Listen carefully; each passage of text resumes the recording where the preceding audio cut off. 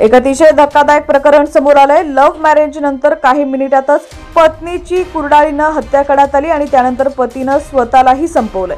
काय आहे नेमकं प्रकरण पाहूया। त्याआधी तुम्ही HPN मराठी न्यूज चॅनल पहिल्यांदाच पाहत असाल आणि अजूनही चॅनलला सबस्क्राइब केलं नसेल तर नक्की सबस्क्राइब करा, जेणेकरून आमचे अपडेट्स लवकरात लवकर तुमच्यापर्यंत पोहोचतील।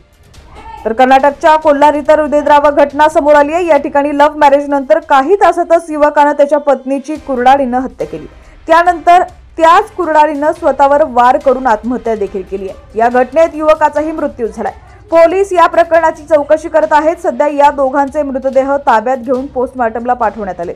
मिळालेल्या माहितीनुसार कोल्हार जिल्ह्यातील गावात राहणाऱ्या नवीन कुमार आणि लिखिता श्री यांच्यात प्रेमसंबंध होते। दोघांनीही लग्न करण्याचा निर्णय घेतला। 7 ऑगस्टला दोघांचं धूमधडाक्यात लग्न झालं, ज्यात दोघांचे मित्र आणि कुटुंबातील लोक सहभागी होते। लग्नानंतर दोघांनी कुटुंबासोबत काही वेळ घालवला। त्यानंतर दोघं एका नातेवाईकांच्या घरी चहा पिण्यासाठी गेले। यावेळी नवीन आणि लिखिता यांच्यात काही कारणास्तव वाद झाला। दोघांमधील भांडण इतकं वाढलं की हाणामारी झाली। या झटापटीत नवीननं लिखितावर धारदार शस्त्रानं वार केला। त्यानंतर त्याच शस्त्रानं स्वतःवरही हल्ला केला। याच वेळी नातेवाईक तिथं पोहोचले आणि घरचा दरवाजा तोडला तेव्हा दोघंही रक्ताच्या थारोळ्यात जमिनीवर पडले होते। या दोघांनी घाईघाईनं हॉस्पिटलला आणलं, मात्र त्या ठिकाणी लिखिताला डॉक्टरांनी मृत घोषित केलं। तोपर्यंत नवीन जिवंत होता, मात्र तो गंभीररित्या जखमी झाला होता। त्याला दुसऱ्या रुग्णालयात उपचारासाठी नेलं। गुरुवारी सकाळी नवीनचाही मृत्यू झाला। या घटनेची माहिती मिळताच पोलीस पोहोचले आणि त्यांनी घटनास्थळाची पाहणी केली।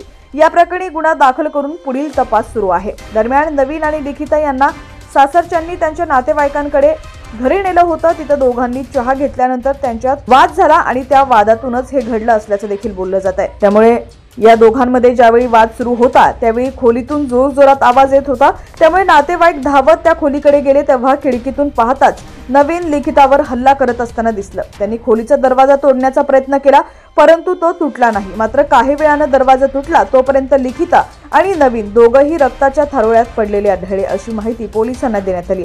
नवीन हा कपड्याच्या दुकानात मालक होता, तर लिखिता ही प्री युनिव्हर्सिटीत शिक्षण पूर्ण करत होती।